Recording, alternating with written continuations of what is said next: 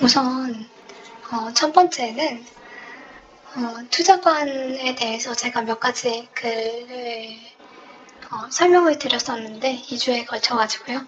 근데 그거를 한번 정리해보는 시간이 필요하지 않나 그런 생각이 들어서 우선은 글로 한번 정리를 했고 그 다음에 그 내용을 한번 설명드려보도록 하겠습니다. 그래서 지금까지 설명한 그런 그 LTO가 지향하는 투자관 이게 하나의 아이디어로 좀 정리되도록 좀 부연 설명을 덧붙여가지고 글을 따로 작성해봤습니다. 그래서 좀 더 와닿는 그런 비전을 한번 제시하고 싶었어요. 그래서 한번 계산을 해봤습니다. 여러분에게 인내심하고 부지런함만 있다면은 주식이 정말 좋은 투자 수단이다. 그래서 월 10만원씩 생활비를 아끼는 거 그렇게 어렵지 않잖아요. 그래서 그거를 주식계좌에 입금하고 투자로 연 25%의 수익을 낸다 라고 가정하면은 20년 뒤에 투입한 자산은 4.68억 원이 됩니다. 한번 엑셀 가지고 계산해 보시면 알 거예요. 근데 이제 넣은 돈은 얼마냐? 월 10만 원씩 1년 투자를 하면은 넣은 돈은 120만 원이고 그걸 20년 동안 납입하게 되면은 120만 원 곱하기 20을 하면은 2,400만 원밖에 되지 않습니다. 그리고 초기에 이제 처음에 1,000만 원을 투자하고 월 10만 원씩 입금하게 되면은 연 25%의 수익을 냈을 때 20년 뒤에 총 자산이 13.3억 원이 됩니다.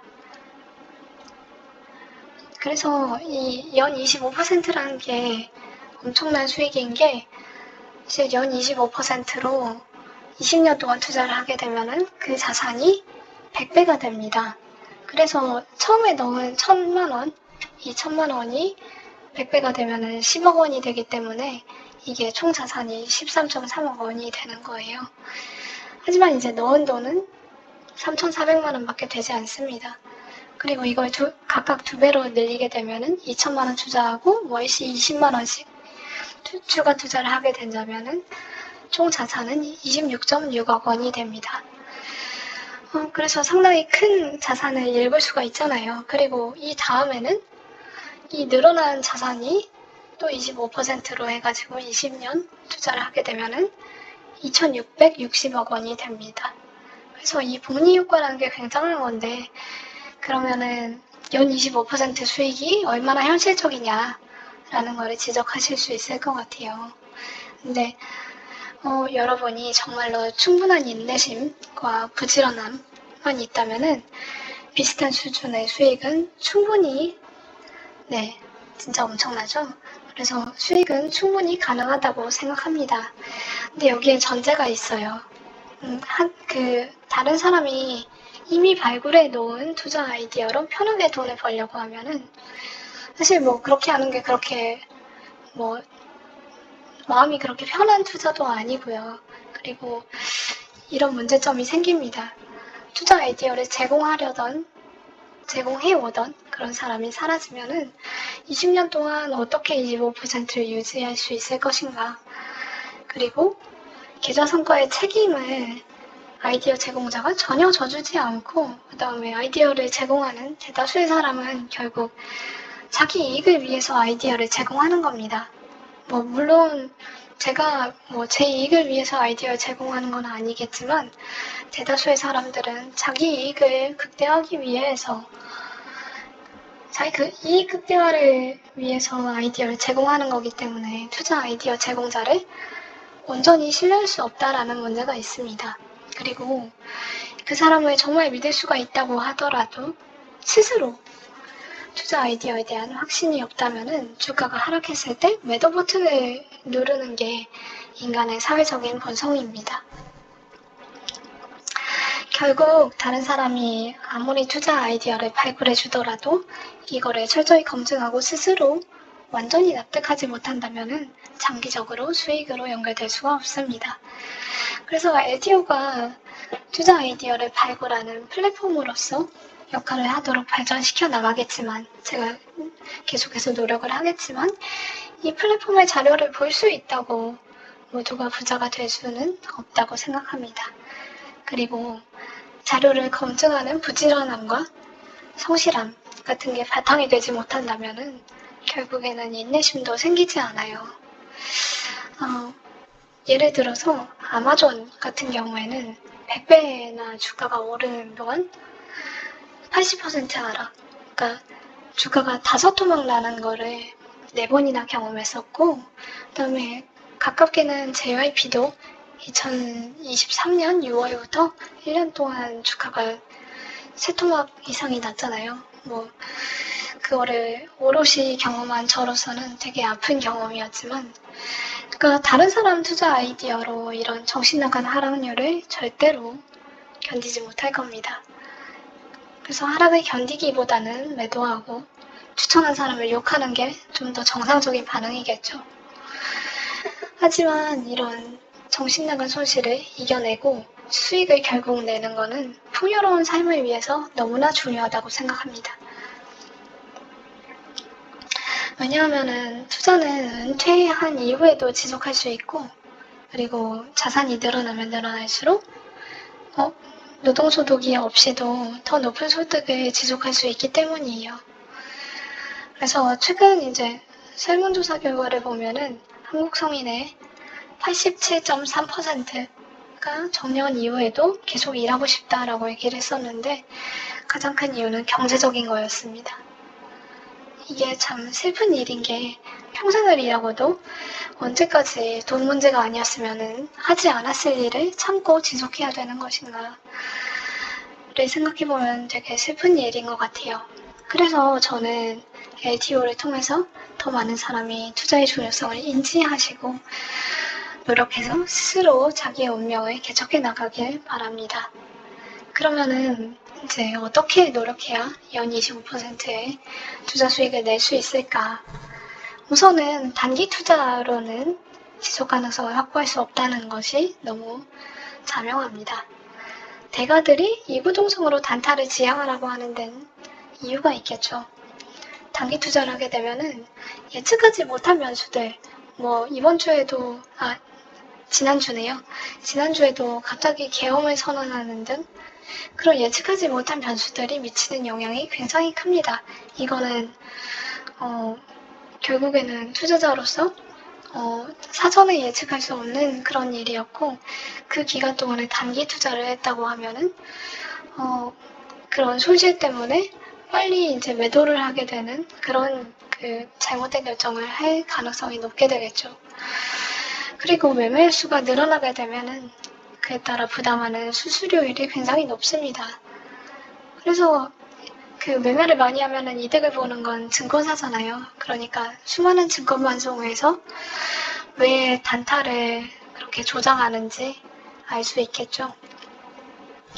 그리고 인지적인 한계도 문제입니다. 정리하는 뇌에서 보신 바와 같이 사람이 내릴 수 있는 현명한 판단의 개수는 하루에 제한되어 있습니다. 그리고 간단한 판단도 많이 하면은 결정의 질이 급격히 나빠진다 라는 걸 확인했었죠. 그리고 무엇보다 투자 판단과 그에 따른 성과가 이제 투자를 지속하면 지속할수록 나아져야 되는데, 단타는 그게 불가능합니다. 그리고 시장은 표면적인 뉴스를 가격에 반영하는데 극도로 효율적이에요. 그리고 시장 참여들이 바보가 아닙니다. 그래서 우리가 패턴이 없는 데에서 패턴을 찾는 게 결국은 인간의 본성이지만 결국 이거는 잘못된 판단으로 이끌 뿐입니다. 반면에 이제 장기 투자를 하시게 되면 노이즈가 상쇄되고, 그다음에 내재 가치가 주가에 반영되면서 좋은 주식에 투자한 이점이 극대화됩니다.